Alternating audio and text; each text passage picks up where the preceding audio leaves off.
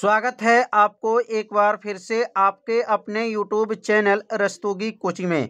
आज के इस वीडियो में क्लास 12 के भौतिक विज्ञान अभ्यास 10 में आज हम लोग पढ़ेंगे एनसीईआरटी प्रश्नों का हल। पिछले वीडियो में प्रश्न नंबर 1 से लेकर के प्रश्न नंबर 6 तक के सभी प्रश्नों को हल करके वीडियो अपलोड कर दिया गया है। तो आप सभी विद्यार्थी यदि वीडियो नहीं देखे होंगे तो प्लेलिस्ट में वीडियो है, वहां से जाकर के वीडियो को देख सकते हैं। इस भाग में प्रश्न नंबर 7 से लेकर के आगे के सभी प्रश्नों को हल करके बताया जाएगा। तो प्रश्न नंबर 7 क्या दिया गया है? एक द्विध्रुवीय प्रयोग में 1 मीटर दूर रखे पर्दे पर एक दीप्त की कोणीय चौड़ाई 0.2 अंश मापी गई है। तो यहाँ पर जो है देख सकते हैं कि पर्दे की बीच की जो दूरी दिया गया है वह 1 मीटर दिया गया है। तो यहाँ पे सबसे पहले लिखेंगे हल, और हल लिखने के बाद से यहाँ पे लिखेंगे पहला मान जो दिया गया है d बराबर दिया गया है 1 मीटर, जो है पर्दे के बीच की दूरी 1 मीटर दिया गया है। और पर्दे के बीच की दूरी को किससे प्रदर्शित करते हैं? तो याद रखेंगे कैपिटल जो है डी से प्रदर्शित करते हैं।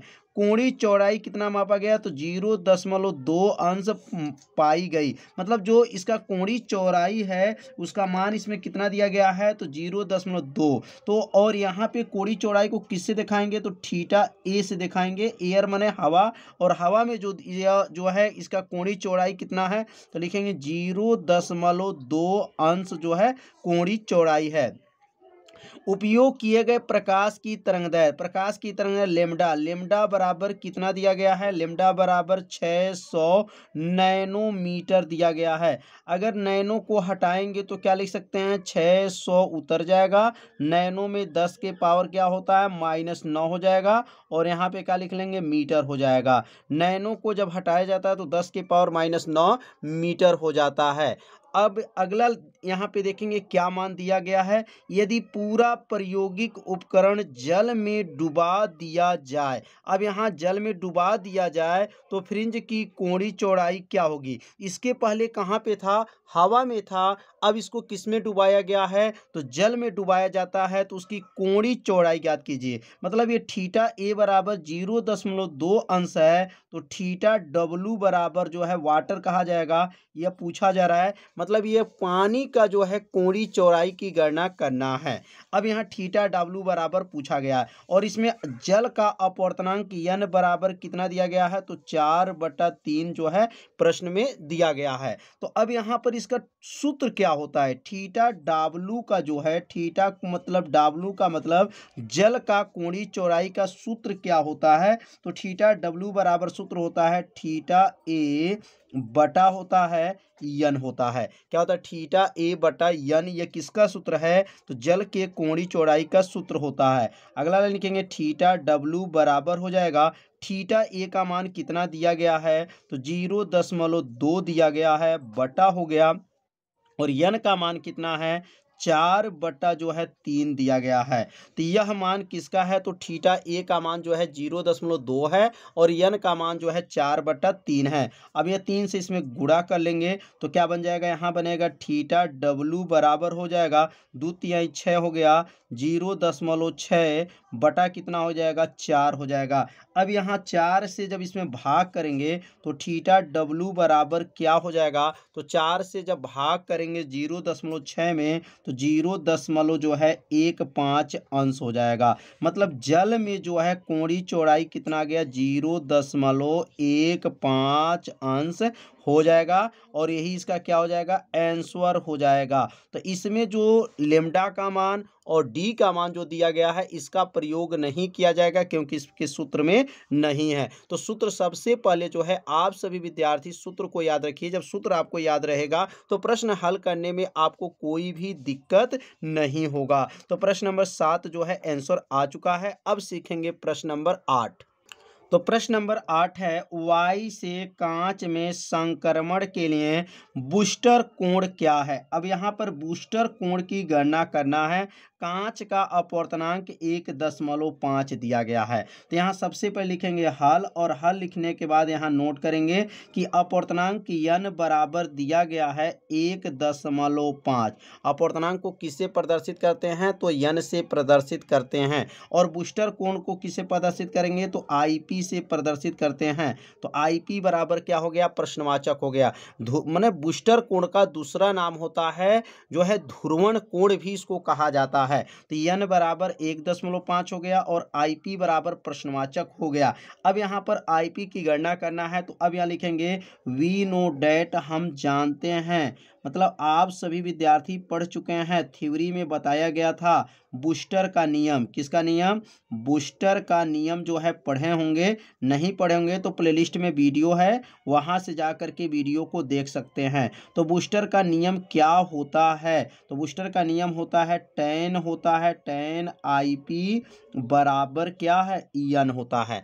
tan IP किसके बराबर होता है, तो n के बराबर होता है। बूस्टर का सूत्र है। अगला लाइन जो बनेगा tan हो जाएगा, यहाँ पर IP हो जाएगा, बराबर हो गया, और n का मान कितना दिया गया है, 1.5 दिया गया है। अब यहाँ tan का मान जो है 1.5 कितने अंश का होता है, तो 1.5 tan में याद रखेंगे 56.3 अंश का होता है। तो यहाँ लिखेंगे tan IP बराबर हो जाएगा, और यहाँ लिखेंगे tan 56.3 अंश हो जाएगा। यह कैसे मान निकला है, तो त्रिकोणमिति का जब सारणी का प्रयोग करेंगे तो इसका मान जो है tan 56.3 अंश का मान 1.5 होता है। तो बोर्ड के परीक्षा में यह मान दिया रहेगा, बगल में यहाँ कोष्टक में लिख दिया रहेगा कि tan 56.3 का मान क्या होता है, 1.5 रहता है। अब यहाँ पे प्रश्न में दिया गया नहीं है, लेकिन बोर्ड के पेपर में इसका मान दे दिया जाएगा, जिससे आपको आसान हो जाएगा। तो ये 1.5 किसका मान है, तो tan 56.3 अंश का मान है। अब यहाँ लिखेंगे तुलना करने पर, जब यहाँ तुलना करेंगे तो tan हट जाएगा, और IP के स्थान पर क्या दिया गया है, तो लिखेंगे यहाँ पर IP बराबर हो जाएगा 56.3 अंश हो जाएगा। यही इसका क्या हो जाएगा, ध्रुवण कोण कहा जाएगा, या बूस्टर कोण कहा जाता है। तो यहाँ पर किसका मान निकल गया, IP का मान निकल गया। बहुत सरल भाषा में बताया जा रहा है, जिससे आपको अच्छे से क्या हो जाए, समझ में आ जाए। तो प्रश्न नंबर 8 भी जो है हल हो गया। तो अब सीखेंगे प्रश्न नंबर 9। तो प्रश्न नंबर 9 दिया गया है, 5000 एंगस्ट्रॉन तरंगदैर्ध्य का प्रकाश एक समतल परावर्तक सतह पर आपतित होता है। तो तरंगदैर्ध्य कितना दिया गया है यहाँ पर, तो 5000 एंगस्ट्रॉन का तरंगदैर्ध्य यहाँ पर दिया गया है। परावर्तित प्रकाश की तरंगदैर्ध्य एवं आवृत्ति क्या होगा। तो यहाँ पे देखिए तरंगदैर्ध्य का मान दिया गया है, और पुनः तरंगदैर्ध्य का मान पूछा जा रहा है। तो यहाँ पे सबसे पहले लिखेंगे हल, और हल लिखने के बाद से लिखेंगे पहले किसका मान दिया गया, लेमडा, और लेमडा बराबर कितना दिया गया है, 5000 एंगस्ट्रॉन दिया गया है। लेमडा बराबर हो जाएगा, और यहाँ पर अगर एंगस्ट्रॉन को हटाते हैं तो कितना से गुणा करेंगे, 10 के पावर -10 से क्या कर देंगे, गुणा कर देते हैं। तो यह जो एंगस्ट्रॉन से जो है किस में आ जाएगा, तो याद रखेंगे मीटर में आ जाता है। एंगस्ट्रॉन से मीटर में बदलने के लिए कितना से गुणा करते हैं, तो 10 के पावर -10 से गुणा कर लेते हैं। अगर ये 3 जीरो कम कर दें तो लेमडा बराबर हो जाएगा 5 × 10 के पावर -7 घात हो जाएगा, और यहाँ पे क्या हो जाएगा, मीटर हो जाएगा। तो ये लेमडा का मान निकल गया। अब यहाँ कहा गया परावर्तित प्रकाश की तरंगदैर्ध्य एवं आवृत्ति क्या होगा। तो यहाँ लिखेंगे परावर्तित प्रकाश की जो है तरंगदैर्ध्य का मान निकालना है। तो परावर्तित प्रकाश के लिखेंगे यहाँ पर, परावर्तित प्रकाश के लिए किसका मान निकालना है। तो परावर्तित प्रकाश के लिए इसको लेमडा डैश कर लेंगे, और लेमडा डैश बराबर प्रश्नवाचक हो जाएगा, और गामा बराबर भी प्रश्नवाचक हो जाएगा। तो यहाँ 2 प्रश्न जो इसमें यहाँ पर पूछा गया है। आगे देखेंगे, आपतन कोण के किस मान के लिए परावर्तित किरण आपतित किरण के लंबवत होगी। तो यहाँ पर आपतन कोण का भी गणना करना है। तो इसमें 3 प्रश्न जो है आपसे पूछा जा रहा है। तो अब यहाँ पे देखेंगे, जैसे मान लीजिए ये जो है सतह है और ये प्रकाश के किरणें आएगा, टकराएगा और टकरा करके जब यह वापस जाता है तो इसका मतलब जितना तरंगदैर्ध्य ये आएगा उतना ही तरंगदैर्ध्य इसका भी होगा। मतलब परावर्तित के लिए तरंगदैर्ध्य का मान आपस में क्या होते हैं, बराबर होते हैं।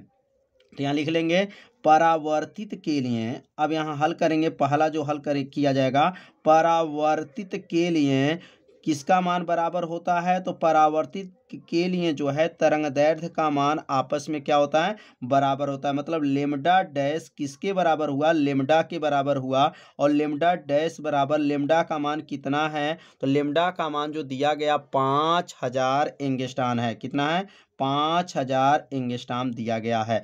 तो परावर्तित के लिए तरंगदैर्ध्य का मान क्या होता है, बराबर होता है। इसलिए 5000 जो तरंगदैर्ध्य दिया गया था 5000 एंगस्ट्रॉम, वही तरंगदैर्ध्य आपतित परावर्तित आपस में क्या हो जाता है, बराबर हो जाता है। अब इसमें गामा की गणना करेंगे। तो गामा का सूत्र क्या होता है, तो गामा बराबर आप सभी विद्यार्थी जानते हैं सी बटा जो है लेमडा होता है। गामा बराबर, अब यहाँ सी का मान रखेंगे तो सी का मान कितना है, 3 गुणे 10 के पावर 8 होता है, बटा हो जाएगा। और लेमडा का मान 5 गुणे 10 के पावर -7 मीटर में जो है, अब इसका मान रखेंगे 5 गुणे 10 के पावर -7 हो जाएगा। अब ये 7 घात ऊपर जाएगा तो गामा बराबर क्या होगा, 3 गुणे 10 के पावर 8 और ये -7 ऊपर गया तो 8 7 क्या हो जाएगा, 15 घात हो जाएगा, बटा में क्या हो जाएगा, 5 हो जाएगा।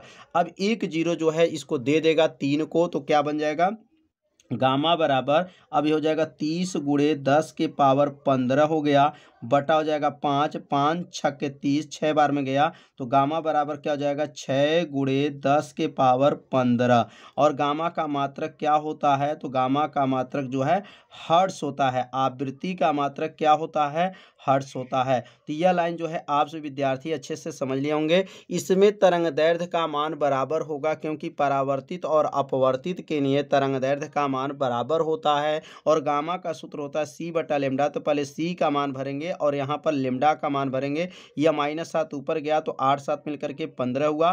5 से अब यहाँ पे एक जीरो बढ़ा देंगे, 30 हो जाएगा। 5 से इसको काटेंगे तो 6 गुणे 10 के पावर 15 हर्ट्ज हो जाएगा। अब यहाँ पर आई की गणना करना है, लेकिन आपतन कोण परावर्तन कोण आपस में क्या है। जैसे प्रकाश की किरणें जब आता है टकरा करके निकलता है तो यहाँ पर अभिलंब होता है, तो यह कोण और यह कोण आपस में क्या होते हैं, बराबर होते हैं। मतलब आई और आर आपस में क्या होते हैं, बराबर होते हैं। तो यहाँ पे आई और आर को जोड़ेंगे, कोण आई कोण आर बराबर कितने के होगा, 90 अंश के बराबर होगा। और यहाँ पर कोण आई किसके बराबर है, कोण आर के, और कोण आर किसके बराबर है, कोण आई के। तो इसमें आपतन कोण की गणना करना है, मतलब आई की गणना करना है। तो यहाँ लिखेंगे कोण आई प्लस कोण आर को हटाएंगे तो कोण आई हो जाएगा बराबर 90 अंश हो जाएगा। कोण आई मिलके कितना हो जाएगा, 2 कोण आई हो जाएगा। दोनों को जोड़ लेंगे, 2 कोण आई बराबर क्या हुआ, 90 हो गया। 2 को नीचे भेजेंगे तो कोण आई बराबर क्या हो जाएगा, कोण आई बराबर 90 बटा 2 हुआ।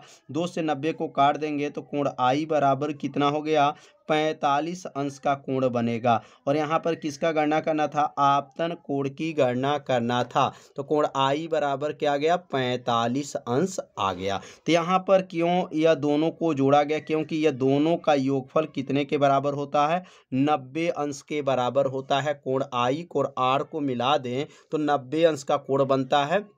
और ये दोनों कोण आपस में क्या होते हैं, बराबर होते हैं। तो इसलिए कोण आई का मान क्या गया, 45 अंश आ गया। तो उम्मीद करते हैं प्रश्न नंबर 9 भी आप सभी विद्यार्थियों को अच्छे से समझ में आ गया होगा। तो अब सीखेंगे प्रश्न नंबर 10।